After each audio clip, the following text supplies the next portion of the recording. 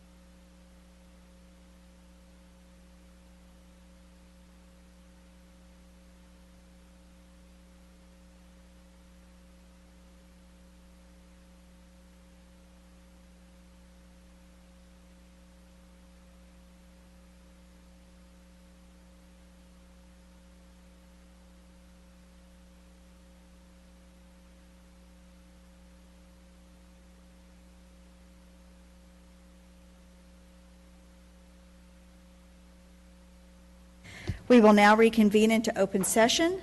The time is 7:01. Students from Mrs. B's third grade class at Coyote Ridge Elementary School will now lead us in our pledges. Eden Maxwell and Abel Davis, please come on up.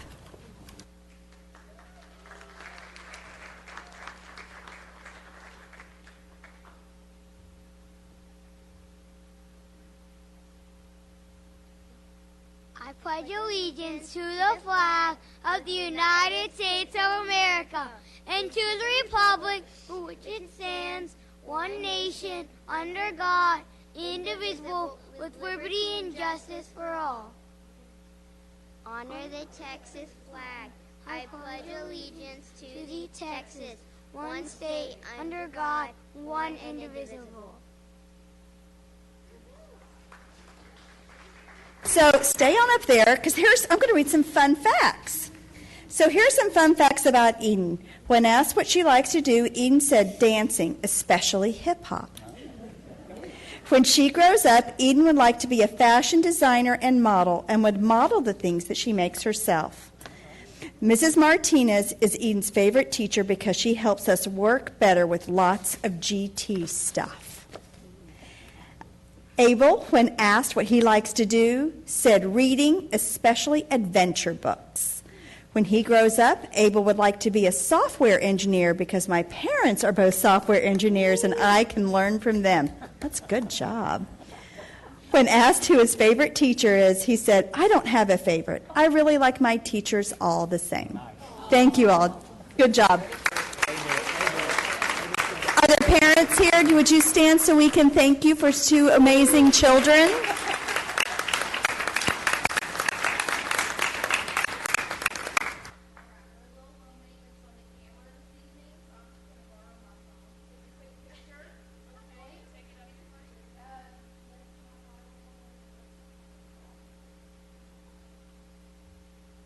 Duties as assigned.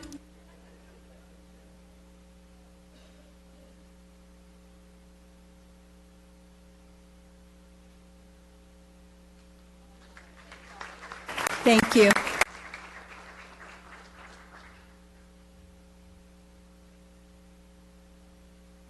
Welcome to all. The Lewisville ISD Board of Trustees meets monthly to receive reports from staff and take action on recommendations from the superintendent. The board receives the agenda and all supporting documentation 10 days in advance of these regular meetings, which allows us to ask and receive answers to many of our questions. The board also meets in regularly scheduled workshops and work sessions where staff discussions and presentations are given for many of the agenda items. This protocol means lengthy discussion or litany of questions on every agenda item often is not necessary, and as a board, we should have appropriate knowledge and preparation for responses regarding the content of our meeting tonight. First up, we have an action item from closed session. Consider and take possible action on potential litigation. Would someone like to make a motion? Ms. Taylor. Madam President, I move to authorize the superintendent to proceed in working with legal counsel to take the steps necessary to address the district's interests with respect to the matters discussed in closed session. Do I have a second? Ms. Al-Khattab. All those in favor? It's unanimous, 7-0. Each month, the board recognizes individuals and teams from across the district for their incredible accomplishments. In the spirit of gratitude for being a part of what makes LISD special, the board will be giving special thanks during recognitions to a group of staff members who go above and beyond. Since our last meeting, National IT Professionals Day has taken place, and this seemed like a good time to extend our heartfelt appreciation to the dedicated technology professionals of Lewisville ISD for their invaluable contributions, ensuring the seamless operation of our school district. Your unwavering commitment to technology and your expertise in keeping our district running smoothly is truly commendable. Your behind-the-scenes efforts do not go unnoticed, and we are grateful for the exceptional work that you do to support our students and staff. Thank you for your continued dedication and outstanding service, and a special appreciation for the team that helps support meetings like this one. They're all sitting right over there. Good job.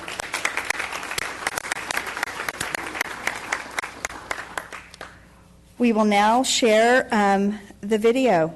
Let it roll.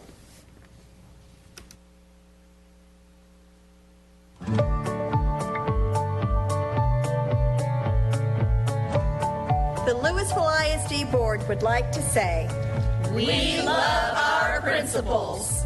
The principal has impacted my life because she's always been helping out everybody that is in need.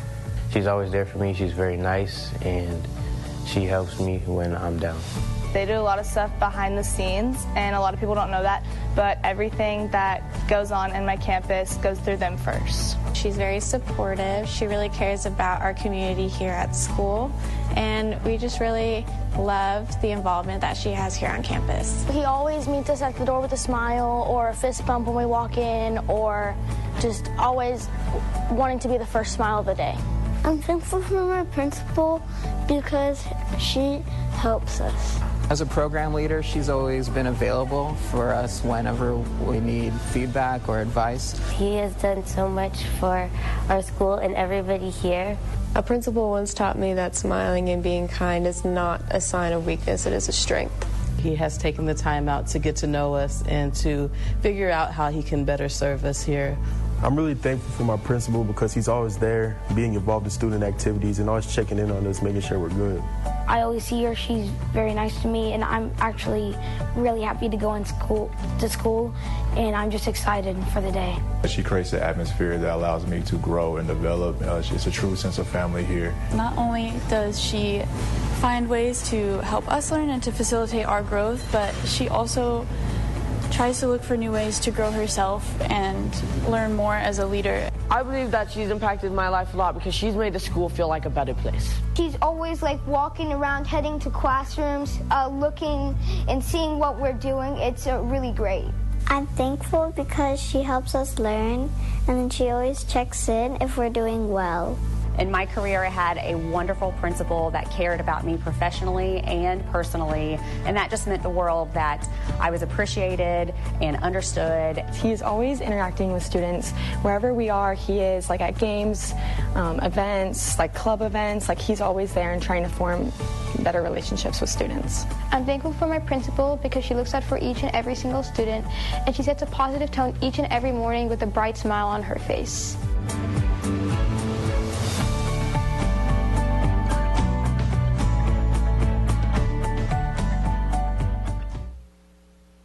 We are very fortunate in this district to have great principals at all of our campuses.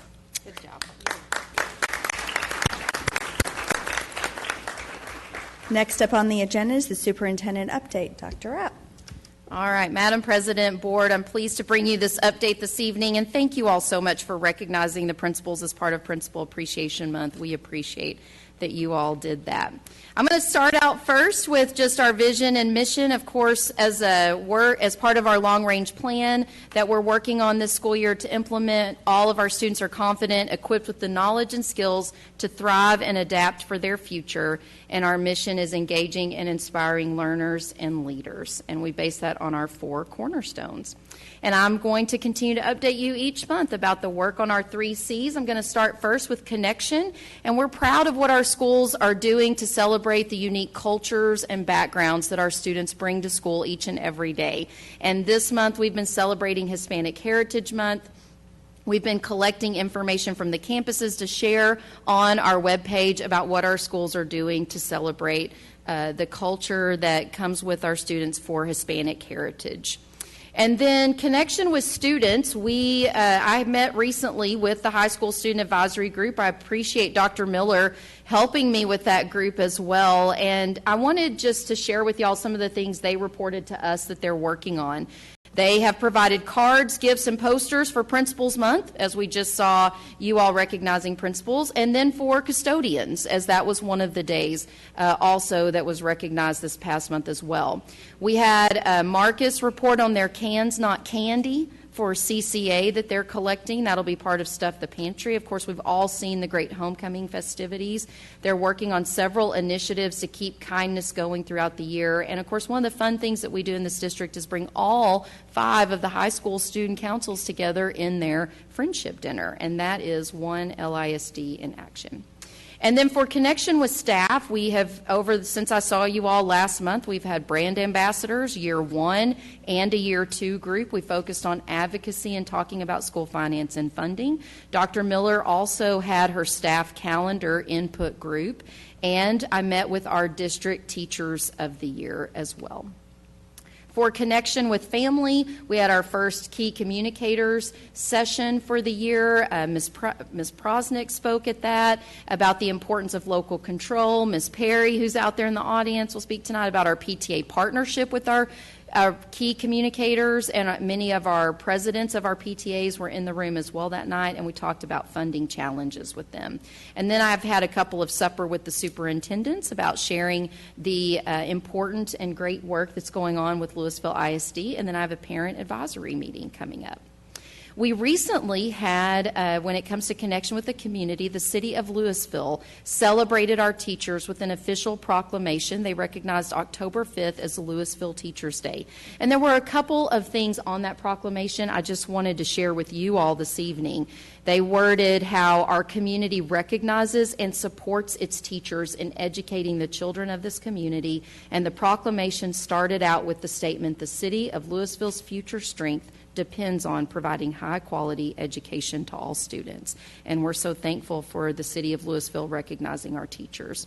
All of us here have been involved in our dignitary nights. We've got 2 more of those coming up as we connect with our community, coming up at Hebron High School on Friday, and then November 3rd at Flower Mound High School. And thank you to you, board, for all the ways that you're out in our community every week and, of course, on the weekends.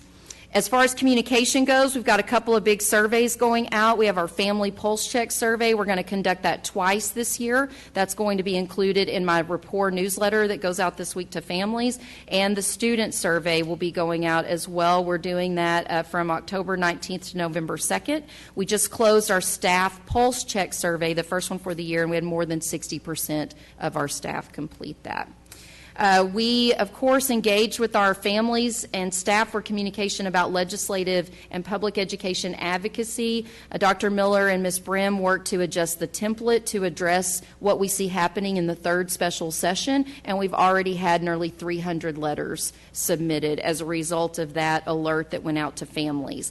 And, of course, I update you all every month. The September wrap-up, which is the newsletter for staff, we had a 60% open rate on that. You can see the top clicks there. And then the Rapport for families, that newsletter had an open rate of 52%. We are blessed this evening to give a shout-out and have with us tonight Mr. Casey McCluskey, who was awarded the Tech Titans of the Future High School Award. We're so proud of you. And he's got his wife back there and his trophy. Awesome job. He's got Dr. Protrudin and Miriam Wynn back there to support as well. And, you know, this prestigious award's given to only one teacher from the North Texas area who's teaching a STEM class and who demonstrates support for students to enter STEM fields. So, Mr. McCluskey, thank you for being here tonight and letting us recognize you. We're proud of you. We would love to take a picture. Yeah, come on up here. Yeah. Let's get a picture with everybody in your trophy. Come on, wife. Everybody that's here to support Mr. McCluskey. Yep. Come on up. Come on up. Give your district phone to somebody. Miss Gall will. Y'all come on up. Let's do it.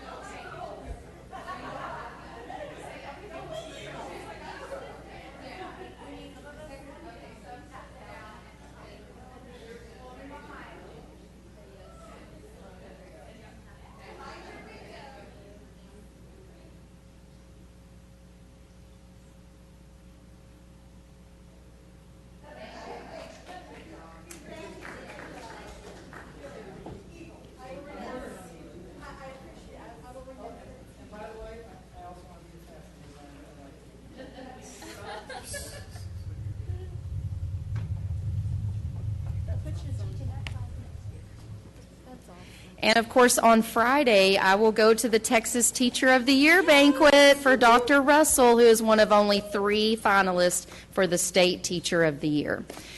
For our Recognize Someone, we have over 2,200 submissions now since the start of the school year. 30% of those submissions are from parents and community members, so everybody keep those coming to celebrate our staff. And of course, we know we've got our lisdbond.com website for the community to learn about our bond and our Vader election, and early voting starts on October 23rd. And that is the update for this month. Did you want to read those Recognize Someones, Ms. Alcatel? Sure. I have 2 Recognize Someones that were shared with us. A parent shared about Mrs. Jordan at Bridlewood Elementary School. Our family recently moved to Texas. We are new both to Bridlewood Elementary and new to having a child qualify for special needs services. Mrs. Jordan has gone above and beyond with walking us through the entire process, as well as helping us feel welcome in our new home and school. Thank you, Mrs. Jordan, for being so patient and generous with your time. You've helped our family so much. And here's another one from staff at 2 different campuses, shared about Mr. Gonzalez from facility staff from Forestwood Middle School. Not many summers come to mind for comparison to the scorching temperatures offered over the past few weeks. Eladio Gonzalez has been relentless in his efforts to ensure that our campus is kept cool. The only place hotter than a room with no AC is a roof where the heat of the day reaches out, unimpeding to bake any who might venture forth. We are so grateful for his effort on behalf of our campus.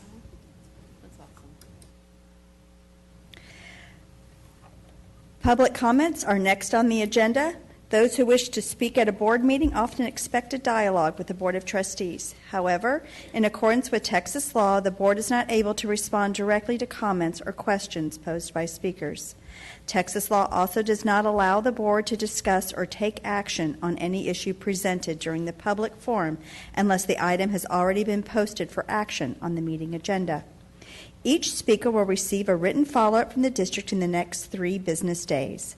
The board and district administration welcomes and values the feedback shared during this time of the meeting, and we are grateful for the continued partnership between LISD and the families and communities we serve.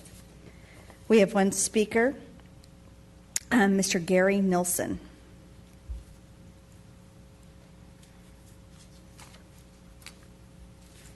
You'll have 3 minutes. Good evening, and I'm happy to be in front of this prestigious board. I'm here just to speak to the Senate Bill 763 that was recently passed by both the Senate and Conference Committee of the House on May 24th. And this authorizes the schools to put chaplains in the public schools at the cost of the state and no cost to you. They receive university training from a prestigious university, as well as active shooter threat assessment and stop the bleed training, in addition to the usual critical incident stress management training that they get, similar to what fire and police chiefs and other such chaplains receive. So they're on board to help both the students and the teachers, and we would happily encourage you to support such additional support to your budget and general well-being of your staff. So that's all I have to say. Thank you. Thank you, Mr. Nelson. Next on the agenda is consent items. Are there any items to be pulled, or would someone like to make a motion? Ms. Sells? I move that the board approve the consent agenda items as recommended by administration. Oh, you're pulling? Oh, okay. His hand went up, and I was like, oh, no. Okay. Okay. Do I have a second? Mr. Bonner? All those in favor? 7-0. Passes unanimously.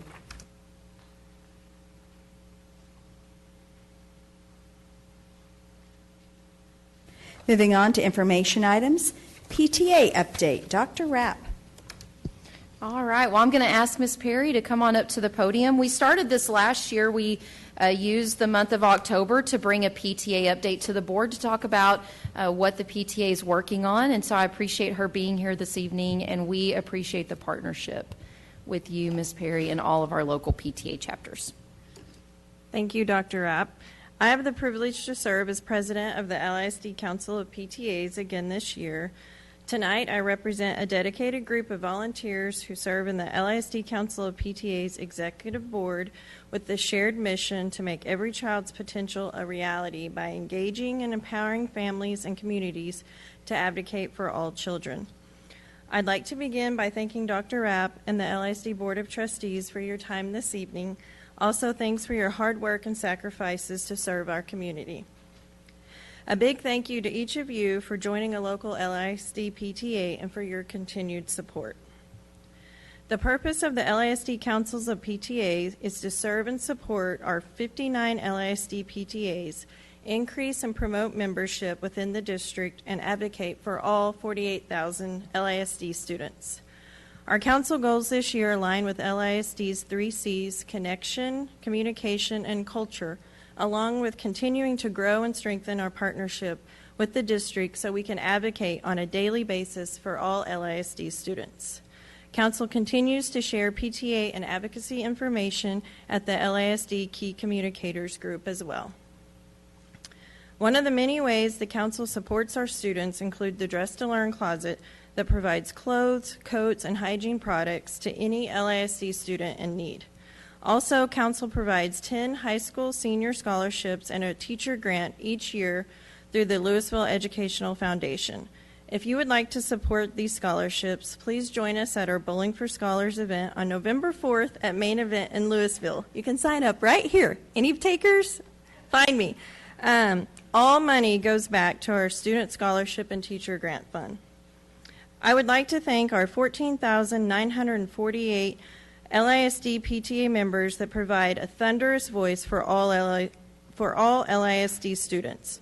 Remember, it's never too late to join PTA. You can join online at joinpta.org or on your local campus to not only back the future of your child, but every child in LISD, and help Council reach our goal of 16,000 PTA members.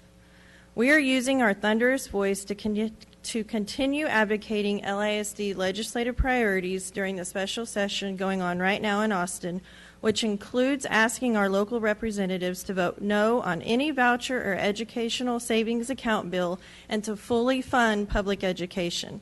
PTA is sharing action alerts, contacting our local representatives, and asking everyone who cares about our schools to do the same and be a loud, positive voice for public education. Also, we are encouraging all LISD PTA members in our community to be the voice and vote on November 7th. Lewisville ISD Council of PTAs will continue to PTA louder and prouder because as PTA members, we believe in the power of public education, and we love our LISD students, teachers, and staff because they are the future and they are worth it. Thank you. Thank you very much, Ms. Perry. Next up, CTE Business Partnerships Annual Update. Ms. Gall. Great. Thank you, President Prosnick, Dr. Rapp, and members of the board. I'd like to welcome up Mr. Cooper and Mrs. Lindsay Ayers to share with you an update on CTE and the business partnerships. And in the audience with us tonight are the leaders of our tech campuses, Mr. Moreno and Mr. Gilbreth, and a couple of our administrators in the back that Dr. Rapp had recognized earlier. So thank you all for being here. All right. Thank you. Thank you, Dr. Rapp, President Prosnick, members of the board. We definitely have a lot of information to cover tonight, so I'll try to be brief and efficient, but also really want to be able to take the opportunity to celebrate the great things that are going on in our programs. So here's our agenda for this evening. Like she mentioned, we'll be doing the CTE update, and then I'll bring Ms. Ayers up here to talk through the business partnerships update. So at the main high school campuses last year, some of the, I think we skipped over, but 2022-2023 in review at the main high school campuses, we did the LISD Taffy Invitational last year for the first time.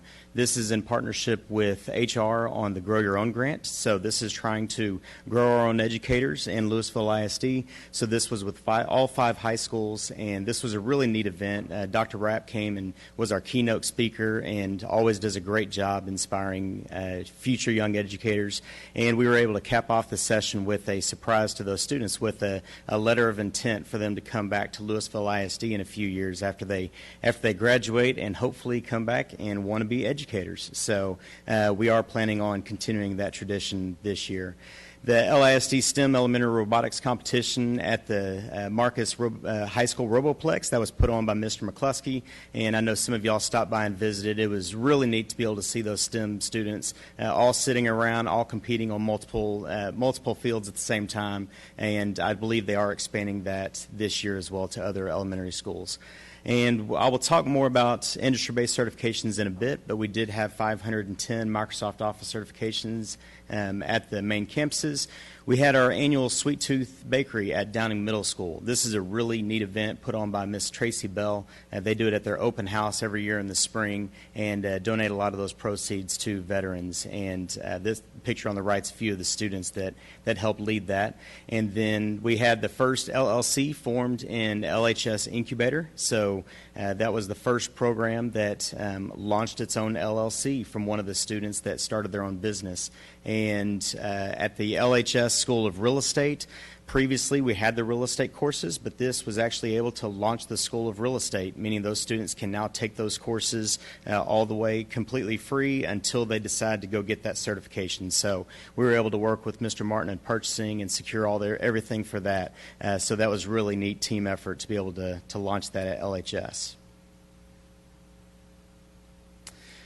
Something that I was really passionate about last year and we're able to continue this year is the CT Leadership Academy. So really the mindset around this is really growing capacity within our own LISD personnel, so our own CTE staff. We opened it up to all of our CTE teachers, and we have about an average of 20 participants at each session. These sessions stacked on top of each other, so we unveiled more information each session, and some of the topics that were included are up there. The next cohort will actually begin this Wednesday. This Wednesday we actually have a couple of counselors and campus administrators that are joining us for this, but it's really helping them understand the why of what we do in CTE, because all day long we can talk about implementing a certification in their course, or we can talk about feeding from this course to another, but helping them really understand the why. They hear the conversations about accountability. They hear the conversations about funding. So this is really more of an in-depth opportunity to peel back the curtain a little bit more and help them understand. So the hope is leaving here, leaving the Leadership Academy, they can go back to their campuses and be advocates for what we're trying to do in our CT program. So that's been a really neat opportunity, and I'm excited about this next cohort starting on Wednesday. Another thing that we launched last year was a CTE parent informational session. So this was for parents, staff, community, students, really helping understand a little bit more about what CTE is. We always talk about all of the things that we offer, and we constantly hear parents come up to us, man, I wish I would have known this a couple of years ago for our students. So we really tried to open it up to all of our students, try to push it out to all of our campuses, and help them understand a little bit more about what we do. We didn't choose the best night last year, or I would say the weather didn't choose the best night, so there was anticipated ice and snow and all of that, but it was a neat trial run. We had teachers that had some program tables set up. Everybody that did come they did come and visit with teachers and just kind of learn a little bit more about their programs, and had a lot of great questions. A lot of people that were either at a charter school or homeschooled and interested in our program, saying, hey, what are some things that we can do? How do we get plugged in? And we were able to kind of educate them on that a little bit. We also had a WebEx option, so you could listen in to the information. Obviously, you couldn't chat with our programs that were there with the teachers, but this year we will be launching those at the Spring Career Center Community Nights, so January 18th and February 1st. And just another side note, in case you attended those in the fall, we did put those on 2 separate nights this year. I know that's been a conversation in the past. Trying to make both of them within an hour and a half was definitely challenging, so I really think having them on 2 separate nights opens up a lot for our community to be able to make both. So And then last but not least, as far as partnering and growing capacity within our own team members in LISD, our K through 12 partnerships. So much of what we do lies in the hands of our counselors, as advising those students and talking to those students about their course planning. And we're able to collaborate. We've always collaborated with our 9 through 12 counselors, but really getting down to our 6 through 8 counselors and specifically about their needs. And then the K through 5 counselors about their needs, trying to figure out what are things that we can do.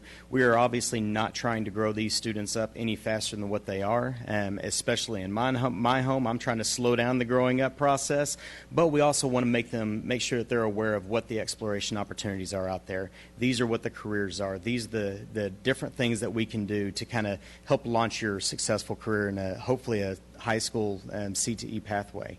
So, and I'll talk more about the student planning guides. As far as industry-based certifications, these are what we report on every single year. And this past year, 863 students earned at least one IBC. Out of those 863 students, there were 1,373 earned. Now they did modify the list. Some of those certifications will be sunsetting, meaning no longer active after this graduating class. So this includes Adobe Animate, Word, Excel, and OSHA 30. And we had 369 of those recognized last year. We did have 42 that were not previously recognized from the old list, but they were on the new list. So that was mainly the Microsoft Access Expert. So we do have some plans as far as the ones that are sunsetting and how we'll be rolling into some new opportunities for those students. So as I mentioned with that new list, the biggest challenge with this, just to kind of keep this brief, the Microsoft Office Word is taught in BIM 1 usually. That's usually a freshman and sophomore course. If they took it in their sophomore year or freshman year and earn that Microsoft Office Word certification, by the time those students graduate, that will no longer be a recognized certification. So what that causes us to do is problem solve and figure out how can we catch up a certification in a later program of level course in that same program of study to make sure we are able to accomplish that with those students. So it is a challenge, but we are definitely working with those teachers, and that's the part of the reason why we're building capacity within our teachers to help them walk alongside with us and be able to earn these certifications. As far as the LISD CTE CCMR impact, and I know Dr. Fitzhugh will be talking a little bit more about accountability later, but these are some things that we do on our end. We foster the 6 through 12 CTE vertical alignment. We look at opportunities for middle school entry points and what are ways that we can add these high school courses into middle schools that make sense with the staffing units that we have, with the labs that we have. What are some IBC opportunities at the main high school campuses, because so many of our students stay on their home high school campuses, so how do we capitalize on those opportunities? We work with the high school counselors on aligning students with the programs of studies. So these are the student planning guides that our team did last year, and it really caters to specifically what those feeder patterns do. Because even though our courses are very similar at each high school, based on different setups and staffing units, we make sure that we cater those specifically to what those campus needs are. So we have those, and like I said, educating our CTE teachers on their impact. A lot of times they get so ingrained in just the day-to-day work and the educating our kids and taking care of our kids, but helping them understand a little bit more higher level of the impact that they have right in their classrooms. And then our Career Center students, if they go over there for 36 weeks within a program, then the goal is they're going to leave as a CTE completer, and they're also going to leave with an IBC. So we've got a couple of programs that we're finalizing IBCs with at our Career Centers, but all across the board, this is definitely a focus for all of those students. Last year we spent a lot of time talking about funding in minutes, so we won't spend as much time talking about the chart regarding the level 1, 2, or the tier 1, 2, and 3s, but I will just note the change in student attendance counting handbook that was just released few weeks ago. This does talk about the requirement for a minimum of 45 minutes per day in a CTE course in order to receive funding. We do have to keep this in mind as we're doing bell schedules, pep rallies, assemblies, early release days, all of those things. So a lot of things go into the calendars that Dr. Miller builds, and with her committees and the bell schedules and all of that. So just an FYI, that's where the language is regarding that 45 minutes per day minimum for our CTE courses, and that is middle school and high school courses. So new CTE faces in new places. We moved the firefighter program from LHS to Tech West last year. One of the biggest constraints that we identified was transportation. So this allows now transportation from all 5 high schools to Tech West to take the firefighter program, and this is something we're definitely excited about. The lab space up there really turned out well, and those students have really seemed excited about transitioning over there. And then robotics at Hebron High School. This was a long build-out. We finally found the right teacher for that program, which was actually a former Career Center teacher. So previously, Career Center East, Stan Feeney was over it, decided to come back to the district, which we were very thankful for, and launched the Hebron High School robotics program. So his students are doing a great job in there, very eager, very passionate about launching that robotics program. And then our Career Center updates.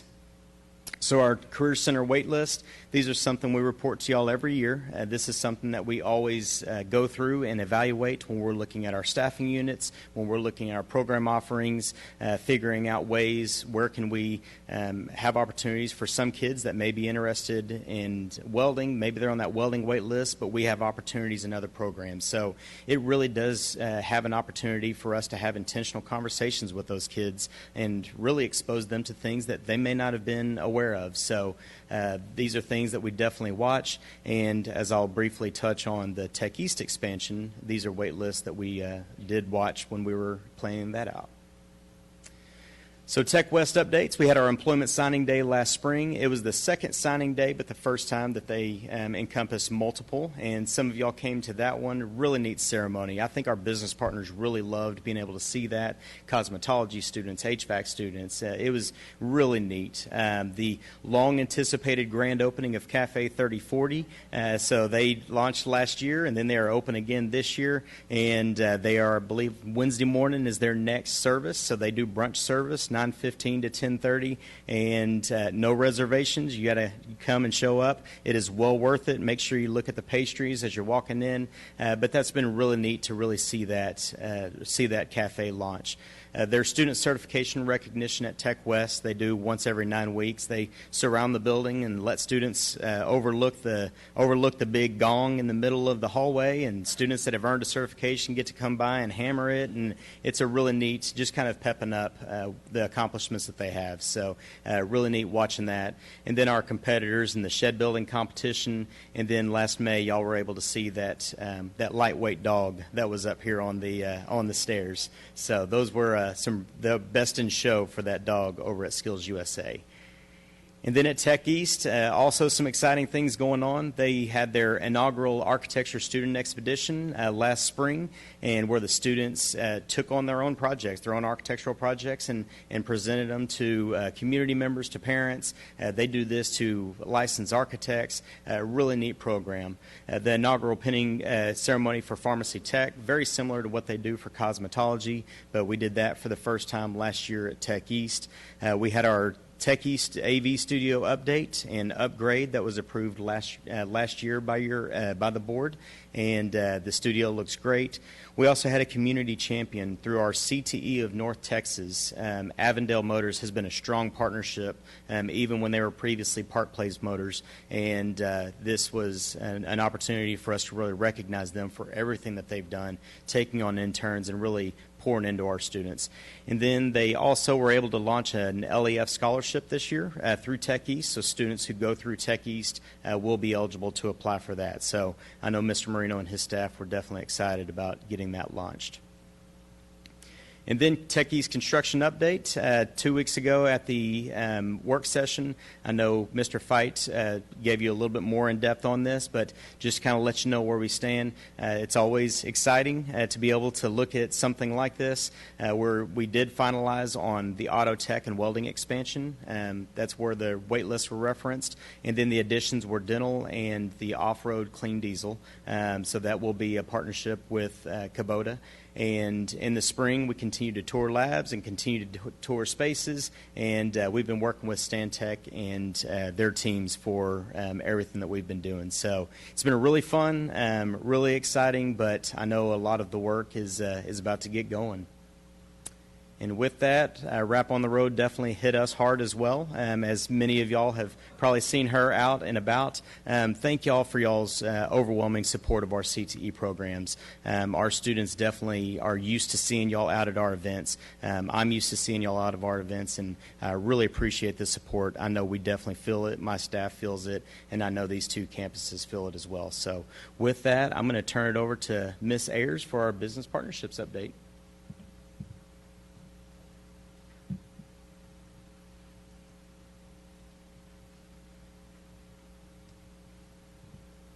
Good evening, Board. This is our agenda for the evening as we look back at the 22-23 school year in business partnerships. You'll see 5 years of data on the screen in front of you. This is year-over-year trends for types of engagement. The most notable change I believe you'll see is the connections to classroom learning increasing.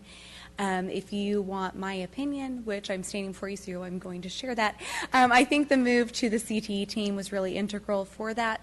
But I also think across the board, just the expectation of real world, real connections, the way that we've been embracing engaging learning from setting our students up for the future they create is really where some of that comes in as well. So I just think we're seeing the fruit of that, as well as COVID opening up and the business world wanting to engage more. This slide shows you just a breakdown of what my support has looked like between CTE, general classroom support, and STEM. When you do see STEM, that is specific to elementary and middle school STEM programs. We do have STEM programs within the CTE umbrella. Those were coded as CTE. For Career Out, I want to give a huge shout out to our 150 host sites. What an incredible just a message of support from the business community that we had 150 different sites wanting our students at their place of business for 3 hours. This is our one-day, 3-hour job shadowing program that happens in the springtime. One thing to note on this slide, the students participating in the 2021-22 school year, that was a year where we had both virtual and in-person programming running concurrently. That proved to be quite challenging as the sole program runner, and I decided to pull out the virtual shadowing, run that throughout the course of the school year last year. So we didn't do away with virtual shadowing for the sake of communicating both to students and to businesses. Clarity seemed to make sense that we would leave in-person shadowing on one day and then pull out virtual shadowing, place that throughout the school year. So I do have separate numbers for that. The reason it's not included on this slide is that did not happen specifically on Career Out Day, and moving forward you will continue to see numbers of students participating that happen on the shadowing day. I'm pleased to report that there was overwhelmingly positive feedback from both students and businesses. One thing to note is we had our sponsors of the program come back again, Medical City and TIAA. It is TIAA's sponsorship that allows us to award 3 students who need technology when they graduate to submit for that laptop scholarship, and you see one of those students in front of you.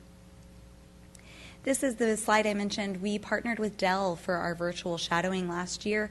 Through that shadowing, we impacted 175 different students, and it is an interactive presentation. They bring 5 different members of their Dell team from across the nation, and the students do small groups of interaction with the employees during that call. Our site visits opened up last year, and that was really, again, just a testament of the business relationships we have supporting this community. I'm not going to go through each one of those. I wish I could. The details are so much fun, but I will hold back. I will also note, though, we didn't just take students out. Where it made sense, we were able to conserve some resources in the way of funding and busing, and we brought people on site to do hands-on activities and experiments as well. So it did work both ways for getting real-world connections to our students. And if it's listed as a site visit, it's more robust than just a classroom or a career day speaker. We had a brand new program last year, the Junior Leadership Flower Mound program. This program came about when Melody Eby from the town of Flower Mound approached me wanting to mimic the Leadership Flower Mound program, but create it for our high school students. This was a really fun endeavor that she and I partnered on.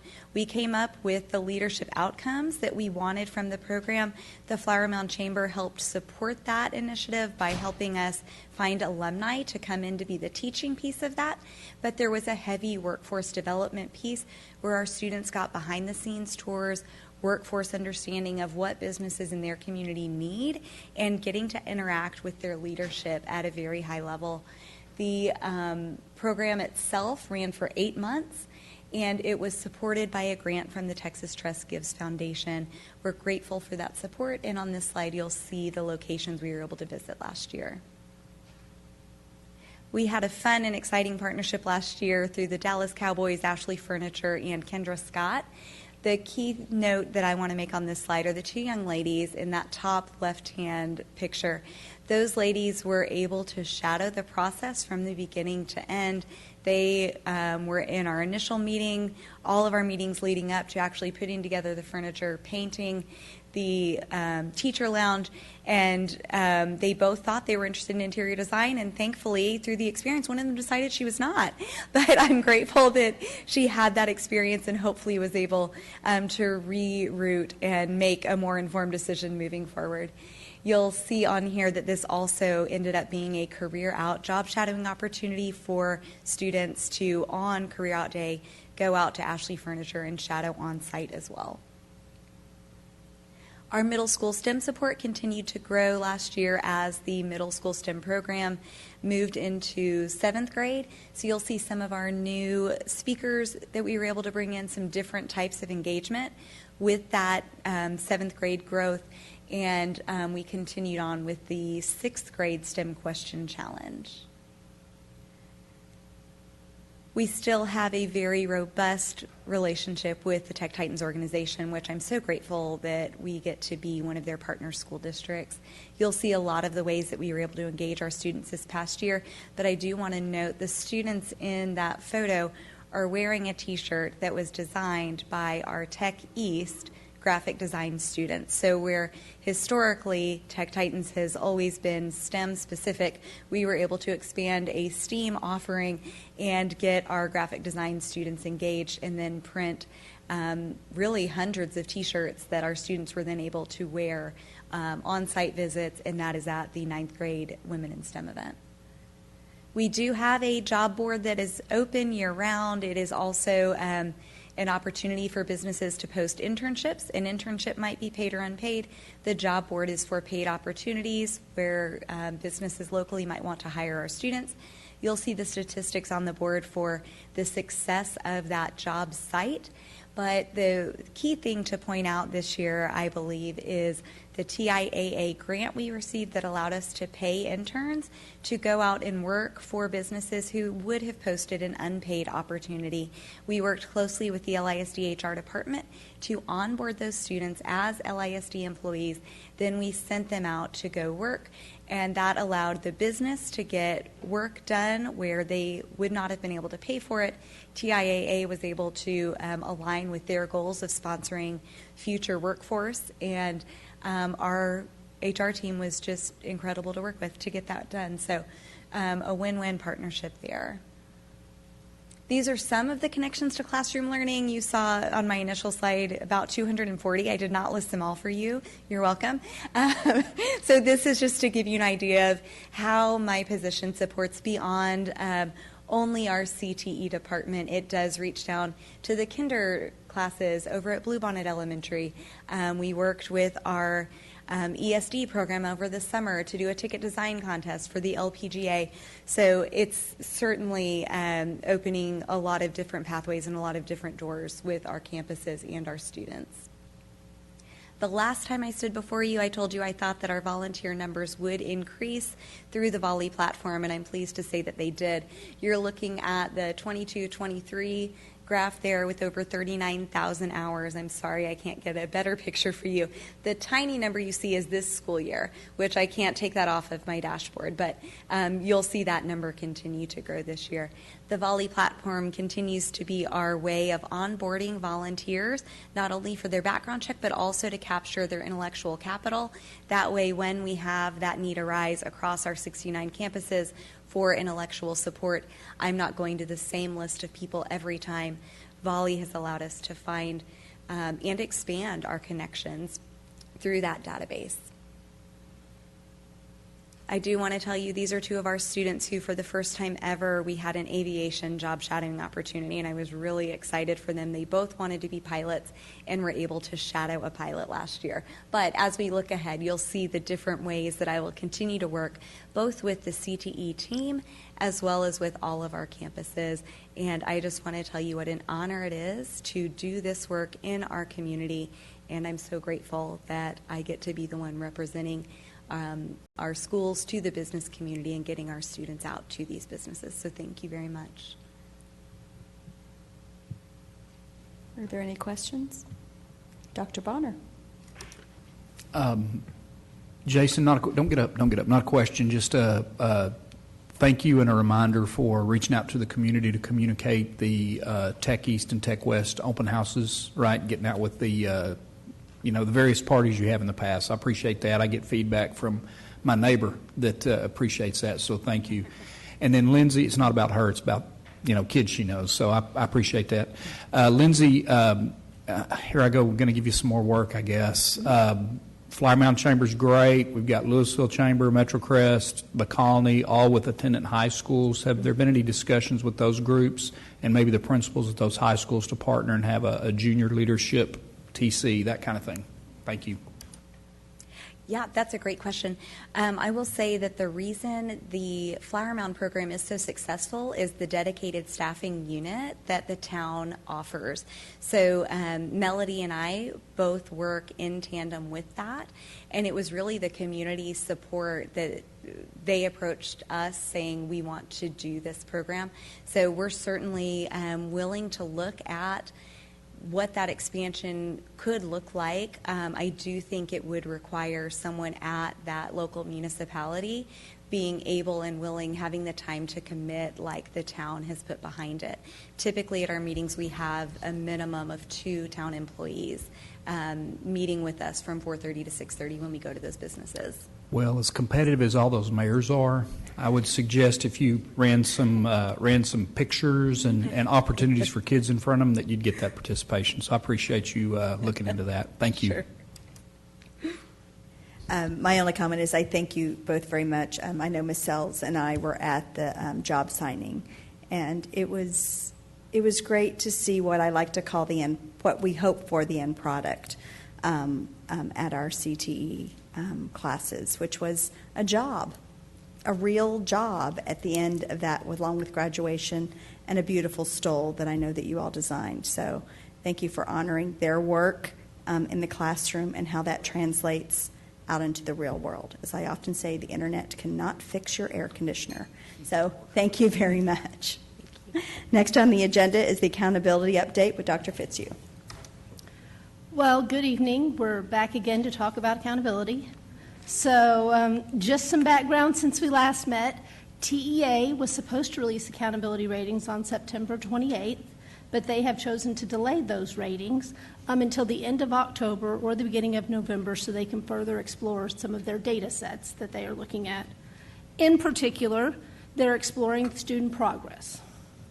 Student progress is an interesting one because when TEA started to propose some of the changes, all of us in the accountability world knew that progress would be something that was impacted because there were changes to the type of the test, there were changes to the way students were tested, but also TEA pretty openly discussed that their methodology for setting cut points was to hold the test flat. So if you're going to hold the test flat, we're not going to see a lot of progress. So any of our campuses that utilize student progress for their rating in 2022, we knew we're going to see a decline or something different in 2023. So I think it's interesting that TEA is now realizing that as well. In addition, TEA is still moving forward. This is not something that's being reconsidered, but we would like to take this opportunity to discuss that CCMR, which utilizes standardized tests, dual credit, certifications, is also being revamped as part of the 2023 accountability system. TEA is continuing to move forward with the rescaling, which would move what was an A in 2022 to a D in 2023. It's important to know that ratings for 2023 use the class of 2022. So they're changing the scaling process after students have already graduated, and they're still moving forward with that. We joined, along with 200 districts, to petition to our representatives and to the commissioner about how we felt this was not appropriate, but they are still not considering a change to that proposal at this time. The commissioner is citing, in terms of his moving of that target, the 85th legislative session, House Bill 22, which says, and I pulled some snippets out, but basically, the commissioner periodically shall review the indicators for the consideration of appropriate revisions. And then the second little snippet there is annually he's going to define the state standards, and if you go to the bottom of that, and to ensure the state is a national leader in preparing students for post-secondary success. So I listened to the commissioner testimony in front of the House Public Ed Committee, and one of the things he cited with this was that we weren't in the top of the nation with CCMR. And I dug, I researched, I looked really hard for what study he was citing, and I couldn't find anything. Everything said that all of the states have different definitions for CCMR. So I finally said, I'm going to reach out to TEA and ask what they're citing. It came back that he's citing SAT, ACT, and AP test as what were not the top in the nation. It's not even the entire CCMR definition. He's pulling out the college readiness and using that as the justification. Now, it's not being positioned that way. He's citing the whole CCMR. But when you dig into the data and ask for it, that's what they're citing. Truthfully, there really is not a good way to calculate national CCMR as a whole because we all have different definitions. So I just pulled this back up. We talked about it last time. It was just, a news thing that came up. The top states in America that are best at producing workers, Texas is number 2. So I continue to ask, what data are we looking at to justify this change for CCMR? So basically, we're in an ever-changing accountability system right now. TEA continues to move forward with changes despite feedback. They're able to change and adapt the system the way they want to get the results they want. Several districts have joined together to sue TEA about accountability. And truthfully, it's such a complex system that we're told is easy, and it is not easy. So at this moment, I'd like to segue to a local accountability piece, just because we do look at data here locally to hold ourselves accountable, because we're not asking to not be accountable. We're asking for a fair, adequate system that truly measures what we do. So one of the things that we talked about previously was how we've been looking at iStation over time to see how our students are improving. So what I went through and did was pulled our first graders from 2017 and 18, and then pulled how they performed as fifth graders in 21, 22.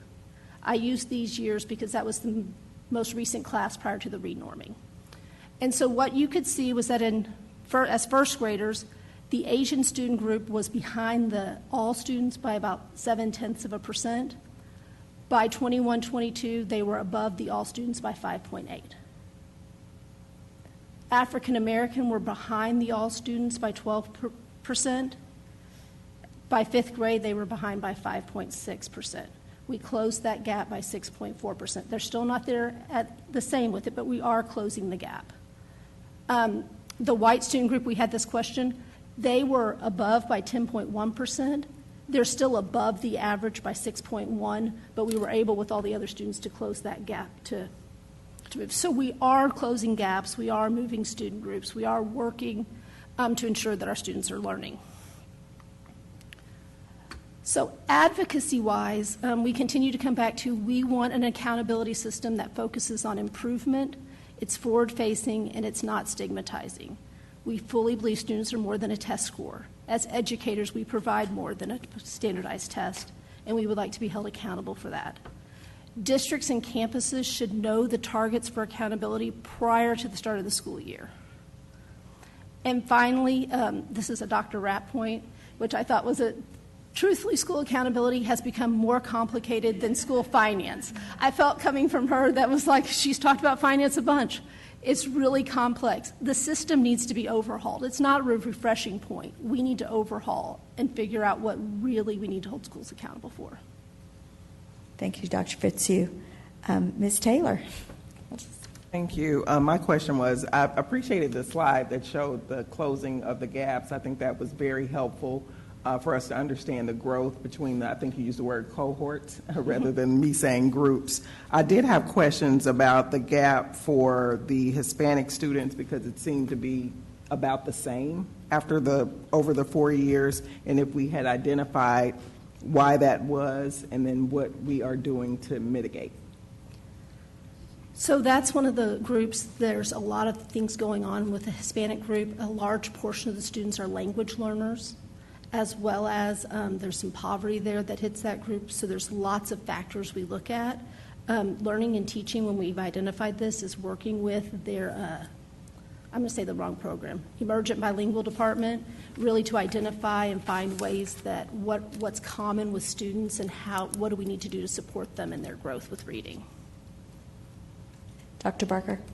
I just want to follow up on that because that's also my question, right? As we have this static nature with our Hispanic students, and we've closed the gap with our students of poverty. We've closed the gap with our emergent bilinguals. So there's got to be something going on more than just poverty and language issues, because we're seeing gaps close over there, but not in this particular subgroup. So I know we're having conversations about what that looks like and what that means, but I just want to continue to push the focus on understanding why that's happening. Agreed. Dr. Bonner. Yes, Sarah, just a real quick question. On slide 148, where you said that we're holding growth measures flat. Yes. Why? Why would we do that? Or, excuse me, why would TEA do that? So the concern initially where the comment came about was they were changing the test questions. Okay. And so they talked about there's a built-in methodology for making sure that questions were a certain level of difficult and they were keeping the balance. Well, if you're going to keep the test, if you're going to make sure, let me say this right, if 40% of kids were approaching and you're going to make sure that 40% of kids are still approaching, they can't show growth. They didn't have a way to calibrate that test beyond matching it to what was done previously. And the way they calculate growth right now is you going from approaching to masters or approaching to meets. And if you're going to make sure all the kids who are approaching are still approaching, you can't show growth. So you're doing it to establish a baseline, right? You could almost do a mulligan for a year, an implementation year where, we're going to just hold where we are, implement the test, get everybody acclimated, hold everything flat with no growth. You could do that, right? Mm-hmm. We've made that suggestion. That has not been received or acknowledged as a possibility at this point. And I think that we all recognize that there was a major test redesign along with the changes to the accountability system, both of those things happening at the same time. So the feedback, I believe, is definitely continue to be important, that typically we don't see an accountability set of changes coincide with a test redesign change. And so they're trying to account for the test redesign, but then they're also changing the accountability system, and those two things are in conflict with one another. Because I do remember in the past, when we transitioned either between a test or a testing regime, an accountability regime, there has been a mulligan year, correct? Correct. I think the COVID no rating years are playing into this in terms of that's why the agency feels the need to really get a rating out there right now. Thank you. I would just like to say I really appreciate the closing the gaps, and I know I asked for it, and I appreciate it. And I think it needs to be kind of part of when we do our accountability, what that looks like, especially looking at those cohorts, because I think it gives a bigger picture. I'll be blunt, we complain about TEA taking a snapshot, and I think sometimes we do that. as well. And when you look at a cohort, you get a much better, I believe, and broader idea of actually how we are moving students or not moving students, as it were.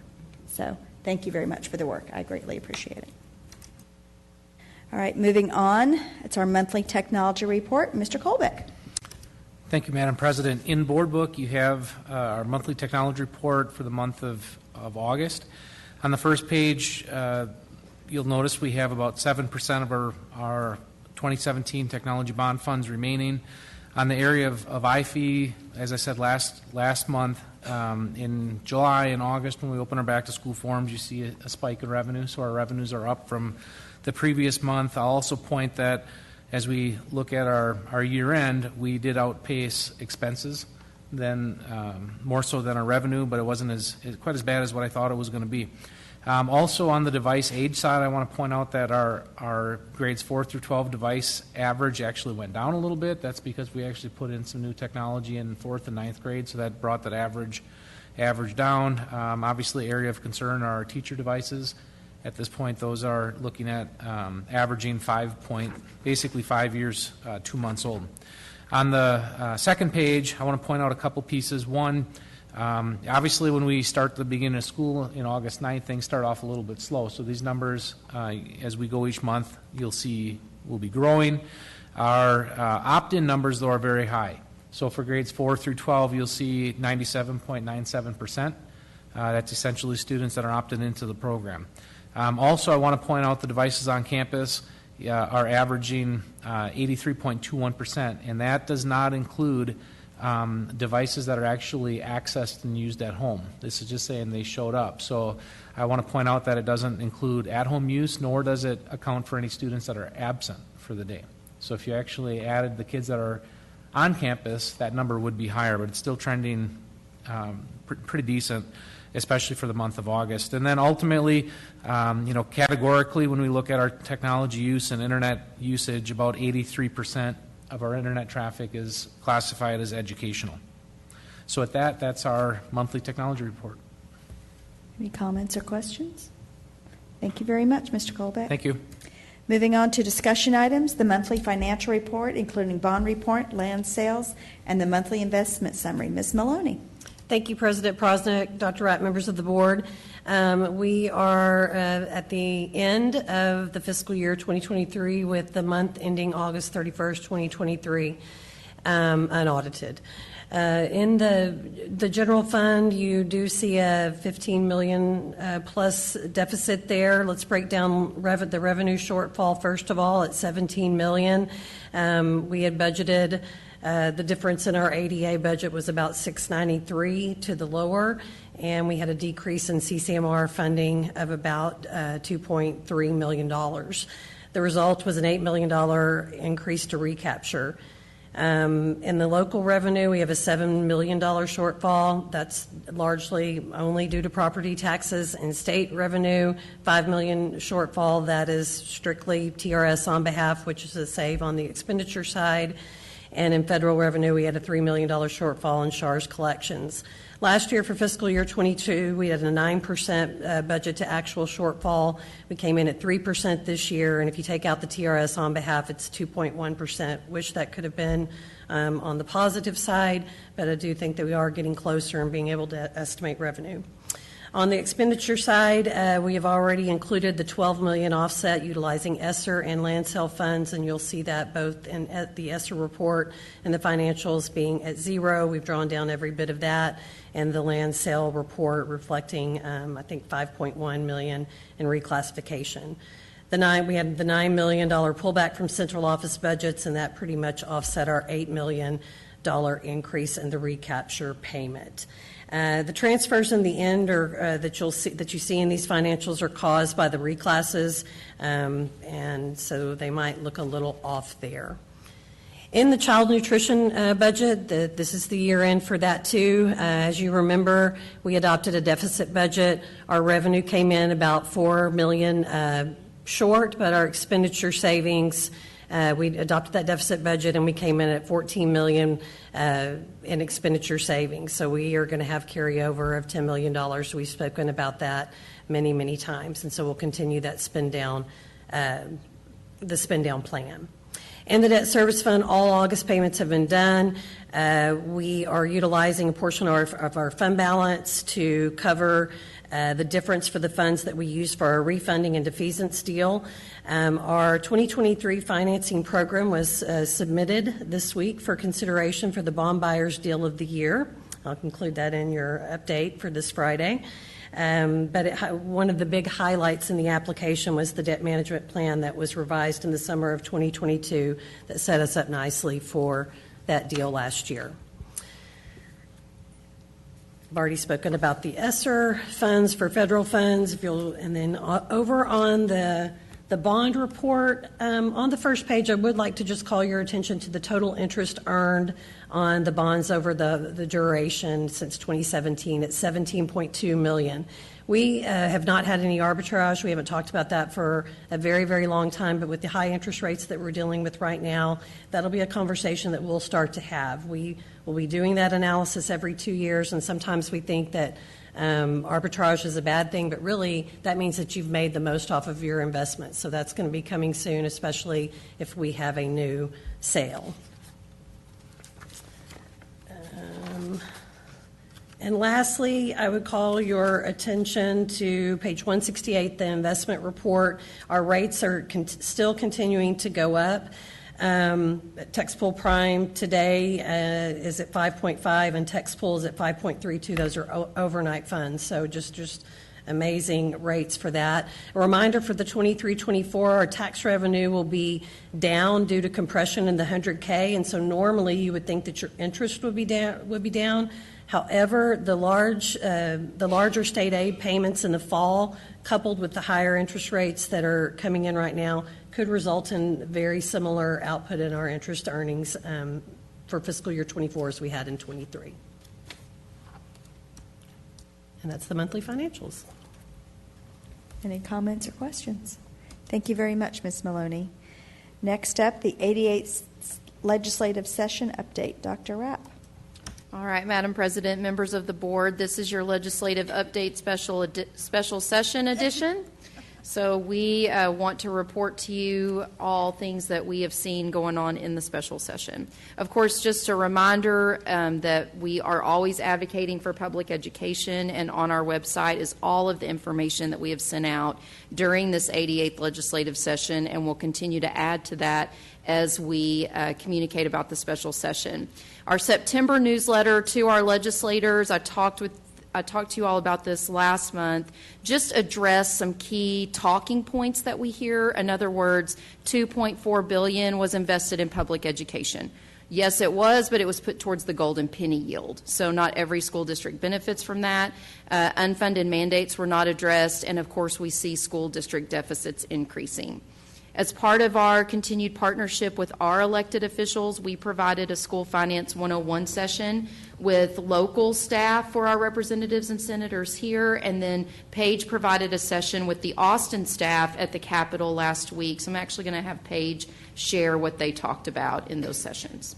A large part of those sessions, we wanted to talk about LISD's economic impact in Denton County and in the DFW area as a whole. We reviewed just the basic components of the funding formula, took it back to ground zero and took that thing apart. We talked about the basic allotment and the Tier 1 funding.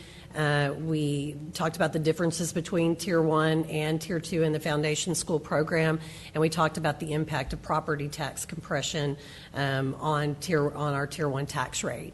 The focus issue and deep dive that we took a look at was the Tier 2 golden and copper pennies and the comparison to our peers around the area. And so we showed them the slide. It generated quite a bit of conversation down in Austin on Friday, wanting to know, when those faders had happened, and we were able to talk about that.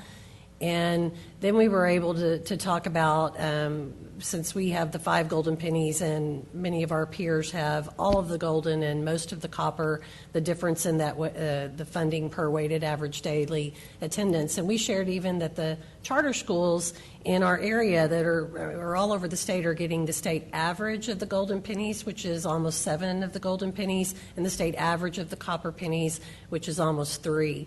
And so they were asking me to do the math on what they would get, and it was about $800 on the average per WADA. So that was real good conversation and dialogue that we were able to have, real casual and just good conversation.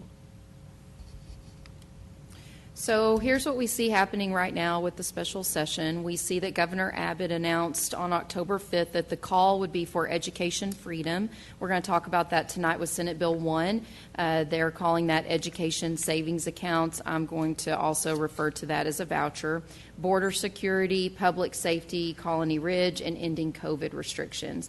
I did provide an action alert to our families and staff regarding the fact that funding for public education has not been addressed and is not on the third special session call from the governor. So just to share with you tonight some information about Senate Bill 1, it passed 18-13 out of the Senate. Both of our senators, Senator Parker and Senator Springer, both voted in support of Senate Bill 1. The cost is $500 million of taxpayer money to these education savings accounts. It would allow families to access $8,000 of taxpayer money for private schools and other educational expenses. It is interesting to note that they include in the analysis of this legislation that savings to the foundation school program as a result of families who will take this $8,000, it will save the FSP $9,727 per every student that leaves the public school. We're funded $6,000 per student, but somehow it's going to save the FSP $9,727 per student. Remember that the average private school tuition in Texas is over $10,000. Okay, so who will oversee the program according to Senate Bill 1? The comptroller has been determined to be the administrator of this program. In the fiscal notes, it indicates the comptroller will add 12 FTEs to administer this program. The comptroller will select educational assistance organizations to help in administering it. The comptroller cannot certify more than 5 of these. Rule-making authority is expressly granted to the comptroller. In public school and local education agencies, we see that rule-making authority belongs to the Commissioner of Education, so there's a difference there. Also, the fiscal notes indicated TEA is going to need to add 6 FTEs for the transfer of information and other items outlined in the fiscal notes. LEA funding is going to be reduced and negatively impacted by all students who choose to leave the public school system. Who is eligible for this educational savings account or voucher? Not everyone. Eligible students are defined by those 3 bullets: was enrolled in public school for at least 90% of the time the preceding school year, attended private or homeschool on a full-time basis the preceding school year, or entering pre-K or kinder for the first time. And then the bill outlines a lottery system that will be used to administer slots for this program. As I said in the last slide, if the average private school tuition in Texas is over $10,000 and 2 categories of the lottery spots are based on income eligibility at federal poverty guidelines, then the question becomes, where will families get the money to make up the difference between the $8,000 voucher and the $10,000 or higher cost of private school tuition? Additionally, I wanted to point out to you, Board, that some of the lottery spots, not more than 20%, are for children with a disability, but they must provide notice to those families that a private school is not subject to the federal and state laws regarding disabilities in the same way that public schools are.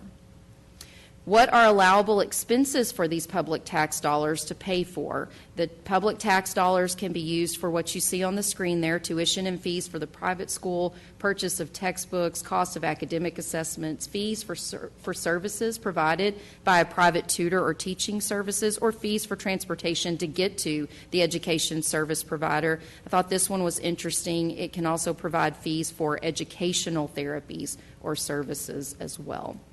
What rules and laws that public schools have to follow apply to educational savings accounts? None. It prohibits the government actually from adopting rules or laws to determine the methods of instruction or curriculum that are utilized. It prohibits the government from adopting rules regarding admissions and enrollment procedures. It specifically notes that school districts, charter schools, and/or TEA shall provide any information as necessary to verify a child's eligibility for the program requested by the organization. So TEA is adding those 6 FTEs for transfer of information. LEAs, again, stand to lose money, and again, we're actually reducing in non-campus positions in our school district, so we're reducing the people that would be responsible for helping provide some of this information that would be required. How will the program be measured? Well, spoiler alert, it was not a STAR test. As we've just heard from Dr. Fitzhugh about accountability and assessment, this is interesting how it's proposed to measure the success of the program. The comptroller is going to have to require each educational assistance organization that's helping administer, that we talked about, to compile program data and produce an annual report. What they're going to report, I've just pulled a few of the things there for you. The amount of cost savings accruing to the state as a result of the program. And remember, I already told you what the difference is going to be that they're estimating. The program participant satisfaction, and then they're going to survey former program participants within 1 year after graduating high school. They're going to survey them for college readiness. Did they earn a minimum of 12 semester hours or equivalent of an associate's degree? They're going to survey them for career-ready metrics. Did they earn a credential of value included in the library of credentials? I think it's interesting to point out we just had a presentation from Jason Cooper about how our students are held accountable to earning certifications according to industry-based certification exams, of which Microsoft Office won't even count anymore in those. But yet this career-ready metric is very different. Or they can indicate that they received employment at or above the median wage in their region. Military-ready would be indicated by achieving a passing score on the ASVAB and enlisting in the armed forces. We just heard a report to you that we are all accountable locally. We report out on our elementary literacy, reading, and math data. There's no mention of elementary student data. They're not going to collect data on the success of this program until they graduate from 12th grade. So what happens with students who choose to leave the public school in 3rd grade, come back to public school, or stay for a little bit? They're not going to collect data on the measures of achievement for those elementary students. Again, this all comes right out of the legislation. So what happens now? Senate Bill 1 heads to the House. So now is the time to contact our House of Representatives. Of course, information for our representatives, Baumgardner, Hayes, Patterson, Timish, and Capriglione, all represent Lewisville ISD, is all on the website, along with the committee, the House Committee for Educational Enrichment and Opportunities would be another group of people to contact. The House met today. There was an amendment filed to allow House committees to meet through Thursday, and the House adjourned until 10 a.m. on Thursday. So I'll let Paige just mention briefly, what about public school funding? We've heard that they're, again, talking about this. It's not part of the call, but we'll tell you what they've been discussing related to that. So the Senate bill that was passed, Senate Bill 2, kind of the numbers that Moat Casey and then I projected for you on Friday was about $17 million gain for LISD. That's with the $75 increase to the basic allotment. And then, of course, it includes the compensation for classroom teachers, $10,000 for 5,000 or fewer students, and $3,000 per teacher for 5,000 or more students. And when you kind of like look at that across, your average for larger urban districts is going to be anywhere between $300 to $400 per ADA, and then for your districts that are less than $5,000, it's going to be anywhere from $800 to it can go all the way up to $1,400 per ADA. It doubles the safety allotment, so that'd be about $1.2 million, and then there's increased funding for the teacher incentive allotment. And just to close up, all of that's in the news, of course. They passed Senate Bill 2 with these funding requirements, but again, I'll just reiterate, that's not part of the governor's call. So when people contact the elected official, they can absolutely say they want to see public school funding be added to the call. At the end of the day, Senate Bill 1, focused on education savings accounts and vouchers, starts to fund a third educational system in Texas. When the first system that takes care of 5.4 million students in the state of Texas is underfunded, Texas ranks at the bottom. We have a 1.8 billion shortage with special education, and we just see that it is time for people to be informed about vouchers, which could negatively impact your local public schools. And I know y'all will be talking about your legislative priorities coming up. Yes, we will. Next on the, I'm sorry, did anybody have a comment? I don't know if I have a comment as much as several statements. Is that okay? Got a whole list of notes here. You go right ahead. Anybody else have anything? We do have our legislative agenda update in action. How about I do it after that? That'll be How would that delightful. be? Perfect. Next up is action items. Consider approval for the class size waivers. Ms. Cobb. Thank you so much. Good evening.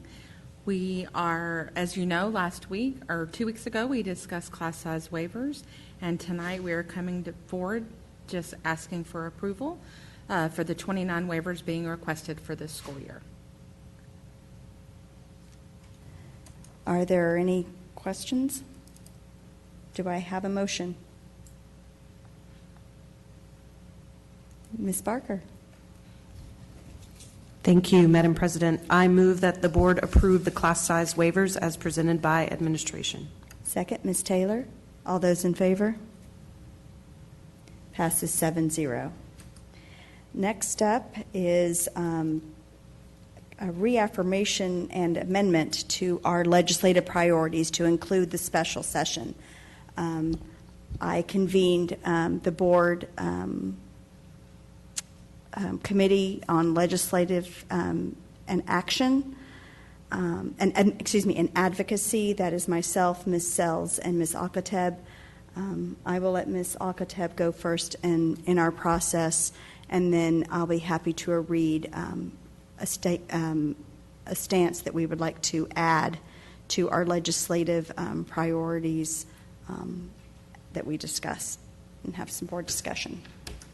Thank you. The committee met and we discussed the legislative priorities that our board adopted in the spring of last year prior to the legislative session. And given the new call that was put into action for the special session, we feel that we need to be a little bit more harsher with our language. We need to implore that the legislators are listening to us. And we, as a committee, agreed that we needed to possibly adjust some of the language in our priorities, just to show that we are strongly asking them, imploring them to look at the funding that they are providing. You just heard Dr. Rapp give her report. You heard Ms. Maloney do the same thing. And without it, they're doing a disservice to our public schools. So I'm going to read what we as a committee came up with, and then we can have some discussion. As a district, we stand firmly against any funding mechanism that diverts public dollars from public education. We petition the state legislature to do its duty under the Texas State Constitution, Article 7, Section 1. A general diffusion of knowledge being essential to the preservation of the liberties and rights of the people, it shall be the duty of the legislature of the state to establish and make suitable provision for the support and maintenance of an efficient system of public free school. We'll have any discussion. Ms. Taylor. I have less than Dr. Bonner. I did have a question about the proposed educational savings account.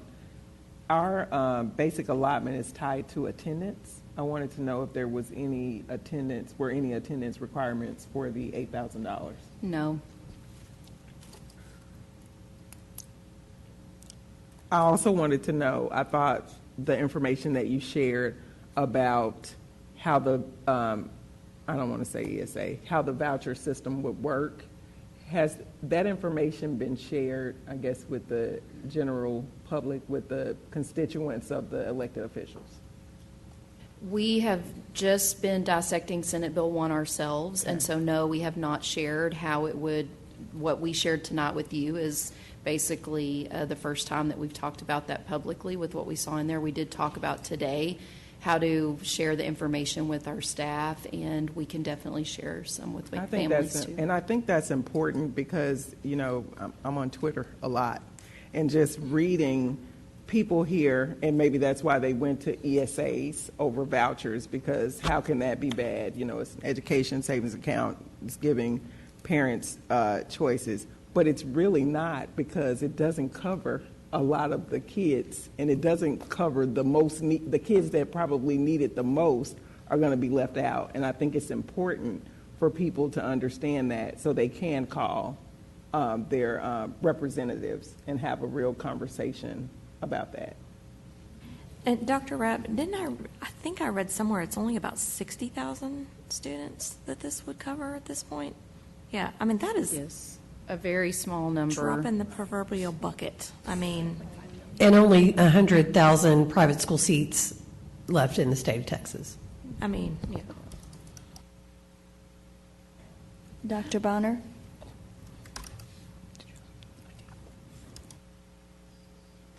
Oh, I'm sorry, Ms. Barker. Sorry. Ms. Barker's got to say. I think that I'm going to postulate a little bit. So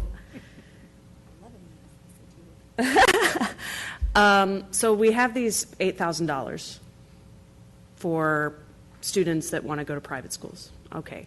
So the first thing is, right, it's not enough to cover tuition. It definitely doesn't cover transportation. It doesn't cover all of the materials and supplies, uniforms, et cetera, that you're going to need to go to a particular private school. As was mentioned, the capacity isn't there. There are extensive wait lists for private institutions in our area, and likely the same across the state of Texas. Additionally, thinking about the economic intent of many of these private schools, once the state starts to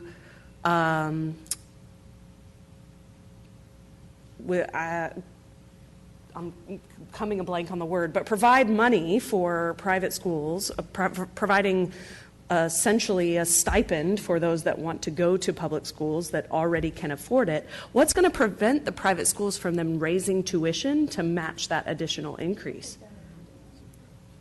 Right? So now it's going to be even less affordable for those students. So it doesn't make any sense for public education to go in this direction. I'll just leave it at that. All right, Dr. Bonner, you're up. Just checking. Well, several thoughts come to mind, particularly Dr. Barker on your item. I'll start here. I wasn't going to start there, but, you know, it's not about public education. $500 million was in the budget as a set-aside before the special session when they closed out the regular session. That money was not attached to the success of a public school finance bill. Those were separate individually. The reason they weren't conjoined then is because they could not get, it was for political purposes, they could not get the voucher bill passed. Could have passed a public school finance bill, so they waited. To your point, Dr. Barker, the proposed voucher is nothing more than a tax credit to the parents of the 1% of Texas public school-age children that might benefit from it. And to your math, Ms. Lasan, it's $50 million. If you back out $40 or $50 million for operating costs, you end up with about 56,000 kids and family, less families if there's multiple kids. So it's a tax credit for people that pay a lot of property tax, and they pay a lot in private school monies, but you can give them $8,000 back so that they're not paying as much on the private school. So that's what it is. The other thing, it's interesting to look at all of Senate Bill 1 like you showed, Dr. Rapt. I really appreciate that summary. I'd glossed over it, but I didn't read it in quite that detail. If you know a West Texas or an East Texas or a South Texas or a Panhandle legislator, please hug them because they need your support. There are not sufficient private schools in those areas, in those rural areas, to support this. And they're under intense pressure to back this, i.e., here's $10,000 for your educator pay raise that we're going to provide you if you have under $5,000, but we're only going to give suburban or districts with over $5,000 $3,000. I mean, you see the motivator, right? So if you know those people, give them a hug, please. And I'll close with this and just wrap it up on this. Two things. One, if you look at social media, in whatever platform, you'll see homeschools in Texas not interested in this, which I think is interesting. I haven't seen any private schools say that, which doesn't mean that they are or they aren't. I just haven't seen them. It's interesting. Another carve-out in Senate Bill 1, though, is no similar assessments. So we're not going to do STAR testing because that would be a string attached to a private school, and they would not do that. They'd turn the money down. And then the last thing I would just say is, we are partners with the state in funding public school. Period. End of story. Jenny read the item from the advocacy committee about Article 7, Section 1 about a free, appropriate public education and fully funding that. That is a charge of the state. Just like Article 7, Section 3 gives districts funding, taxing authority. We are partners in that endeavor. The reason we have made some of the moves we made subsequent to the regular session is because the state simply did not fund us. That's the sole reason. Had they done what they are proposing now, which is pass a school funding bill as part of the regular session, I dare say we would not have done some of the things we did. But instead, they did not pass it. Why did they not even approach it? Because they couldn't get vouchers passed at that time. And so they kicked the can down the road to a special session where the governor has now said, I'm not passing one. I'm not going to approve one without the other. You can call that whatever you'd like. I'm not going to call it anything in a public session, but I find it very interesting that we've done that in the third special session rather than approach it in a regular session when it wouldn't have passed. So thank you very much for listening. I appreciate the comments, Dr. Bonner. Ms. Sells. Well, my paper is all over the place. And I will tell you that this was a call that we were on, and I think that I don't know that our voices in any committee meeting that I have ever been on since I've been on this board was as passionate about this. There are several things that I want to say. First of all, when you read that legislation, it says duty. To me, duty is parental. Right now, as a public educator supporter, public education supporter, I don't even feel like the stepchild that isn't liked anymore.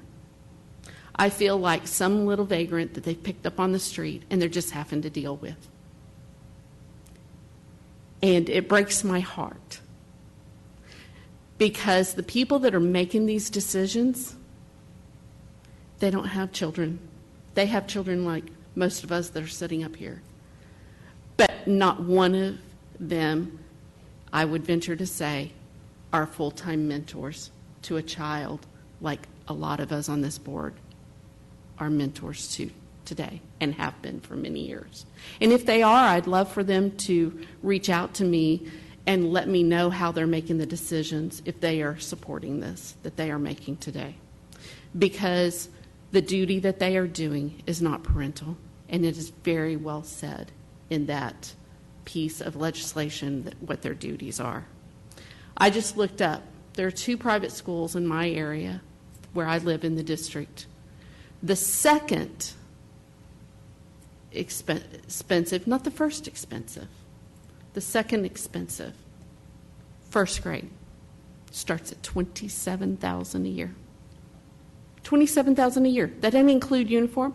That doesn't include the food fund that they make you pay in. That doesn't include any extracurricular or just your fee for the year. That's tuition. First grade. First grade. I made some calls since our last meeting as a legislative committee. I could not find one private school in this area that does not have a philanthropy arm for any child who could apply. Probably not your special ed. Probably not. But each of these campuses have students on their campus who otherwise could not have afforded it, but that are there on scholarship. Every one of them. So there's already provision in these private schools. My fellow board members who have been with me to the Capitol know that I have repeatedly and for years asked for a study on the success of the charter schools and the funding. It's crickets. Never have received one reference to that back. Never once, and I ask for that again. We've had that system. That system was set up to do a specific task, and it went off the rails. When you can put in a charter school right across the street from a successful public school to filter off their students, that was not the intended task of the charter school system. Go back and read the history. And we have some wonderful educators here in the district that have done studies on that in their master's and their doctorate programs. So they have some very good data on that.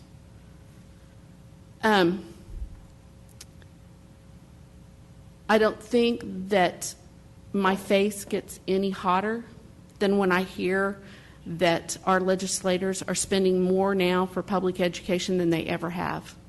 Stop. We are still in the lowest in the nation. Stop. Just stop it. Or if you say that, also provide the context that we are still in the lowest of the nation. So stop it. And I think I'll stop there, but it just gets me going. So I appreciate the work of this legislative committee and fulfilling the task that we need to be stronger. And the ask is more of an urgent need today than ever. So I hope our community backs us and supports us, and we need your voice. I would echo that we absolutely need your voice. We need your voice to call your local legislators and tell them how you feel. It does make a difference. I will say that, and that's included in board book, but educational savings accounts do not address the challenges that we're actually facing.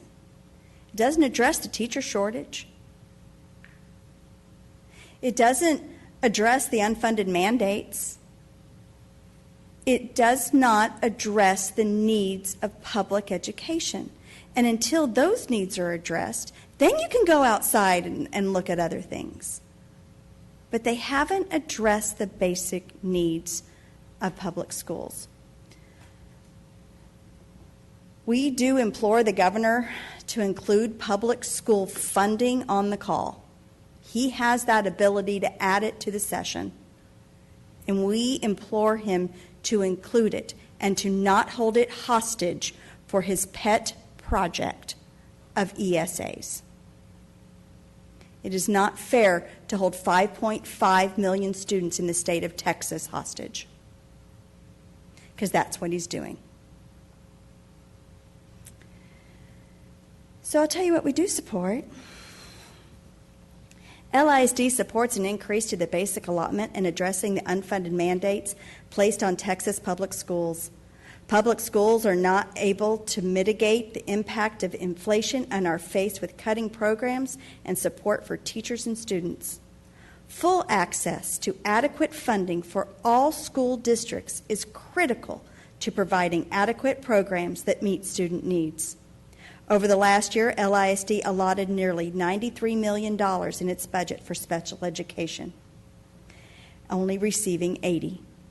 Safety and security, 2.6 million. Transportation, 3.5 million. And bilingual education, 6.7 million. In reality, the district's total expenses for those areas were over 121 million.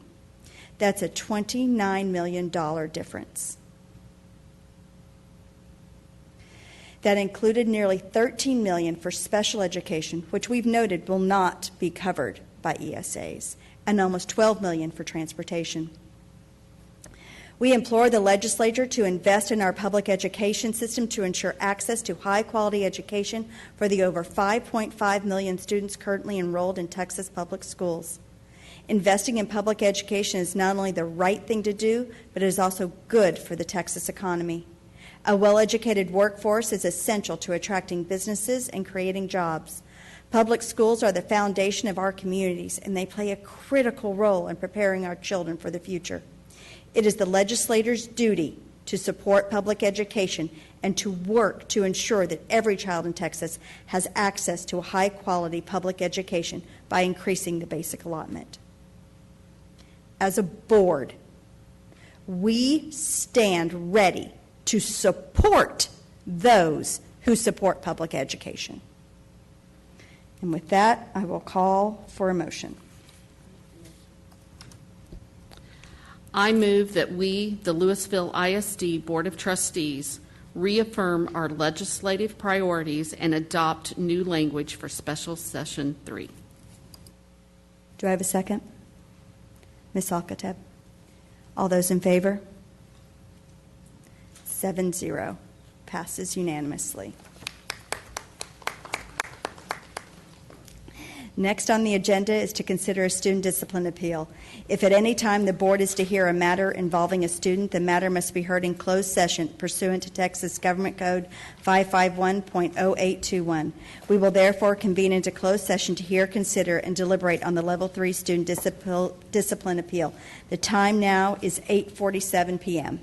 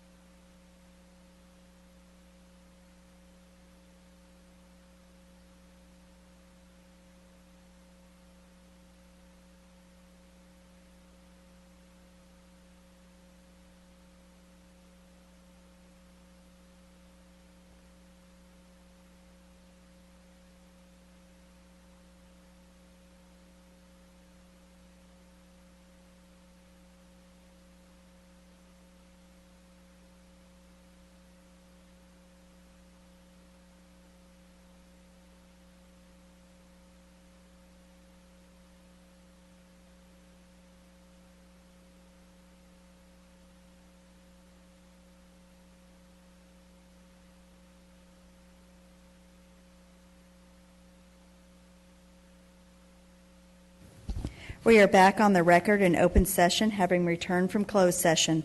The time is now 9:45 p.m. Consider action on items discussed in closed session. Does any board member have a motion regarding student discipline appeal?